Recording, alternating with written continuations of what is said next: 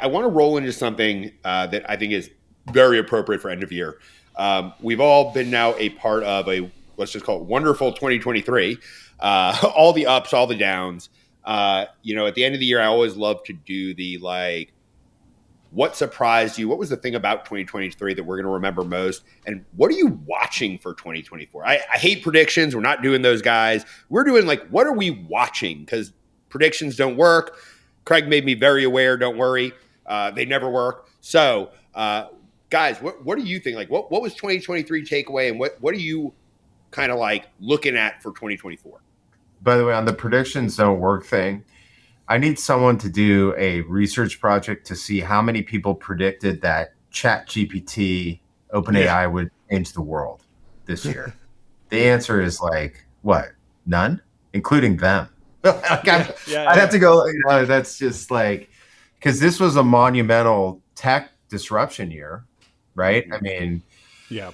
And I know there's like, well, actually, there's nothing to say. I mean, like, literally, this is like a seminal moment on the tech side, with AI, and particularly with, the effects that it has on the go-to-market. There's just nothing. Like, if we didn't say, I mean, it'd be very typical to say, but if we didn't say it, like, we'd be kidding ourselves. And we'd be like, that would be ridiculous. Yeah. I mean, it's like, it's changed the world, it's, but I think the most important thing we look forward to next year is, there's got to be massive adjustments to pipeline generation. And I think we tested things and felt the pain this year. I don't believe that people have the answers for the same amount of pipeline that they used to generate. Yeah. That is like the issue, is that I think we'll come out from the bottom, right? And we'll do better. But like, this is like a part of the expectations level set, which is, I'm not sure we can generate the amount of pipeline relative to the size of company that we were doing. Let's say when it was just, we sort of mentioned the free money era was ridiculous pipeline generation and close rates. But SaaS in general, there's been a long run of, we figured out digital marketing strategies where you could, take content and create leads. That is less effective now. Two is we used to fill pipeline gaps with outbound SDRs, and their productivity has fallen, and everyone blames work from home, and they're wrong. The changes in the buyer and their reaction to outbound SDRing. And then, so that just is a cause for disruption on the pipeline generation side, because we got to solve it. And just so everyone knows, the solution's not unicorn sales reps and getting sales reps to prospect more. Do they need to prospect? Yeah. I mean, that should be part of your life. Like, you should always want, but it won't solve the problem. So like an example I think of, by the way, on the marketing side, Matt, is you, right? Like Matt, who for years was great at content driven demand gen, is like 100% demo requests / like down the funnel for the effectuation of like all campaigns and anything they're doing. That's a big change, right? Because there's still people are coming to me, God, our conversion rates on content are really low. They're getting less downloads and they're not working at all. It's like, okay, well then it's time to change. So that's what I'm looking for, is we got to start to find new recipes that work. Yeah, I agree. I think all those points are valid. And I think as a marketer, what that points me to is, one, we have to reset our expectations on the amount of pipeline coverage we're able to create. If you look back historically over the course of the last 10 years, like pipeline has come from a myriad of sources, whether it was a demo request, whether it was a content download, whether it was like signing up for a meeting at an event, or even being incentivized by campaigns that are like, hey, we'll give you we want to get you back on your feet. Here's a $100 gift card for a pair of Nikes to take a meeting with us. I think the reality is for most companies right now, if you're unable to, as a marketer, bring somebody to your salesperson who has an active project, understands what you do, has brand level awareness with your organization, the reps are going to struggle. It's going to eat up a bunch of time. It's going to require a heavier hand from like a solutions consultant or a sales architect or however you sort of delineate those professionals within your business. And it's going to cause a lot of friction between, the sales and marketing function. And it's going to lead to things like really low win rates. I think your best bet is, instead of saying, hey, I want to create 5 or 6x pipeline, what you want to create is really high quality pipeline. And so narrowing the focus to, how do I build programs that actually drive people to request a demo and sort of identify active projects within their business that your solution's a good fit for. Then I think you can get to a point where your win rates are going to go up. The reliance on like this massive amount of pipeline is going to come down, which is like, for me, was one of the biggest surprises entering into a new business is like, I'm like, okay, cool. We're going to build all these different ways to put good prospects in front of the sales team. The reality is when we narrow the focus down to just those hand raisers, the sales team got more productive and they won more and they were happier and they were more confident. So I think, the days of like hey, here's all the different ways that we can get people into the funnel. Yeah, absolutely. Keep going with that. But in terms of when you drop that person into a sales cycle, you have to be very dispassionate about the way you think about your history or how marketing's been run over the course of the last decade. And you have to take a razor to some of that stuff and say, how do we put these people right in front of our salesperson when they're ready to buy, and not be like, oh, salespeople can't do evangelical selling anymore. Buyers don't want to be evangelically sold to anymore. They're just like, hey, I'm here for a solution. I've got very small amount of budget. It may have taken them forever just to get approval to start an evaluation cycle. And I think we have to be cognizant of that. That's not to say you shouldn't run big programs that bring a lot of people into the funnel. You still should. Demand creation is still really, really important. But the demand capture, you got to think about it through a much narrower lens. I love everything you just said, and I'm going to build on that for a second. I feel like we always talk about best practices. And I feel like the last 2 to 3 years, 2023, I think being the worst, is the year of worst practices. We have literally and I don't know if it's where people were brought in, if like early people in their careers kind of came in 2020 and were indoctrinated into this, everybody buys because there's so much money. But it seems like the only thing anybody's doing right now is ads and SEO. Mm-hmm. And I'm sorry, we know that's not working. Everybody I've talked to is struggling dramatically. They can't fill the pipe. And to your point, Matt, what I really like is quality over quantity right now. Should we be bringing in a large amount of people at the top? For sure. Right. Yeah. And to your point, we're going to better understand where to bring them into a sales cycle. And I think that's the other thing too. I've seen too many companies who say they have a scoring model, and you get in and there's no real scoring model. Yeah. Or at the very least, they should be completely redefining what their scoring model looks like now.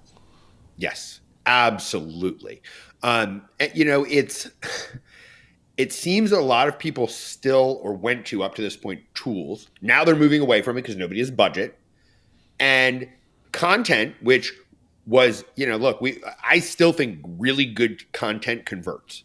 Mm-hmm. The problem is there's not really good content. Personas aren't being specifically defined. ICP work is not good. I'm going to just call it trash, at least what I've seen. I'm sure there's people doing it really well. Love to see your ICP, guys. But honestly, I think it's getting back to the basics. So for me, the year, what I'm watching is, are people going to kind of reestablish their basics?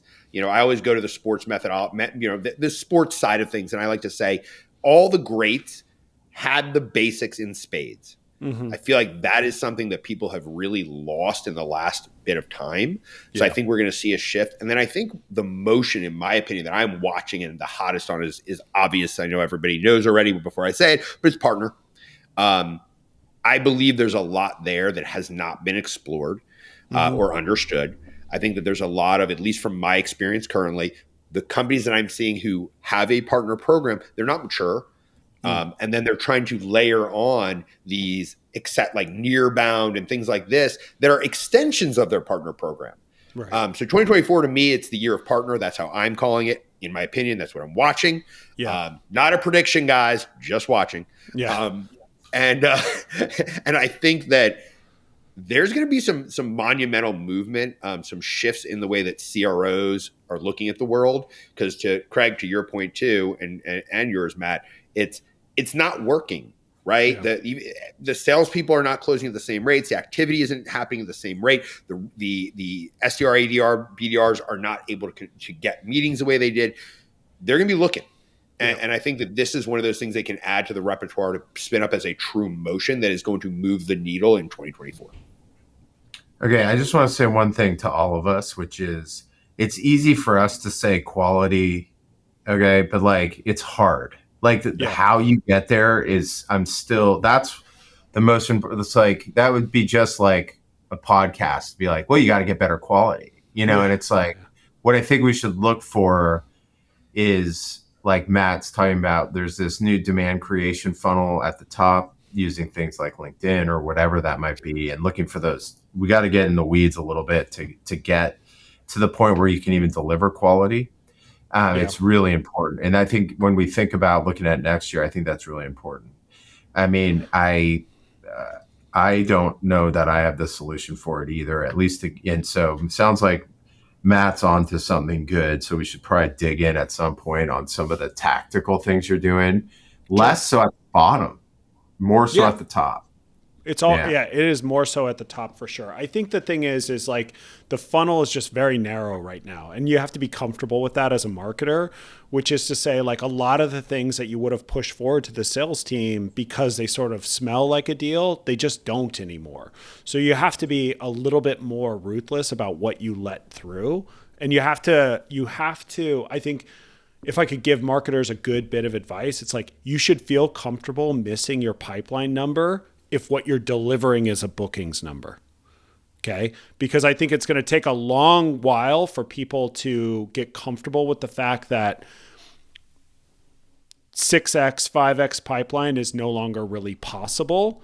But if you reorient your brain around, instead of having this massive amount of volume, I want to focus on things that are really good.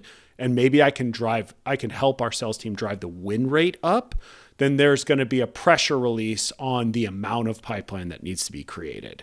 And that is a very different way of thinking. And if you said, hey, if I could drive 2x pipeline, but it was super qualified and it looked like it might close, you would change your marketing mix. And I think people have to start changing their marketing mix to get in line with something closer to 2.5 to 3x of pipeline.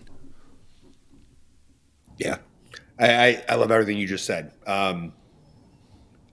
I think that there was like, if we can get a reshift, because I think one of the big challenges though with that whole statement is CROs have to get their head around it's not a volume game right now. Mm-hmm. And to make that shift is difficult. I'm not going to call this like you just needed it. No, that is difficult. Like, hey, I've done this. I've built my career on this. And now you're telling me we need to make a big shift. That's going to be difficult for people to kind of swallow. Yeah. So I am curious how long this takes and how well CROs, CMOs actually unite to really solve the problem together. I'm hoping because of this problem, it creates that need for unity within the go-to-market function. Yeah. But we will I'll tell you one thing that's been helpful. My prediction is that won't happen. I don't good prediction. I'm gonna, the way you said no, you said you hope. I did say hope. Yeah, and it's always been hope. It's so hard, man. So hard. Yeah. But yeah. I think the one thing that's helped me, and I've always looked at what happens to opportunities, like does an opportunity get created and does it go to close one? I've spent a lot more time thinking about stage progression in the last 6 months than I think I have in the previous 6 years of my career, which is what are the programs that are going from, meeting to opportunity, but like opportunity to qualification to validation, and trying to get a sense of what are the programs that are actually driving people all the way through in sort of a healthy conversion across each one of the stages of selling, instead of just, hey, we created an opportunity and it got closed 60 days later, 90 days later, 180 days later, whatever the length of your sales cycle is. I'm spending way more time looking at stage progression than I have in forever. Yeah, that's a good one. Yeah. So guys, if you want to just go deep on any of these things in the future, and I'm talking to our audience here, let us know what you want to hear more about. We want to answer those questions. Send in questions, send in where you guys want us to dig deeper. We'd love to do it. We're going to transition here in a second. Craig's got an amazing interview coming up. I'm super stoked for it. And so we're going to do that. But please, guys, one, happy holidays. Thank you guys for tuning in. This has been a labor of love for us, and we're so happy that you guys are a part of it. And two, have a wonderful year. Let's all recharge and come back and kill it and make some of these things we're watching really happen. So from me, and I know you guys, we love you. Thank you guys as usual. Thanks for tuning in to GTM Unfiltered. To hear our innovative insights and strategies, visit gtmunfiltered.com. Be sure to subscribe and leave us a review on your favorite podcast platform. Until next time.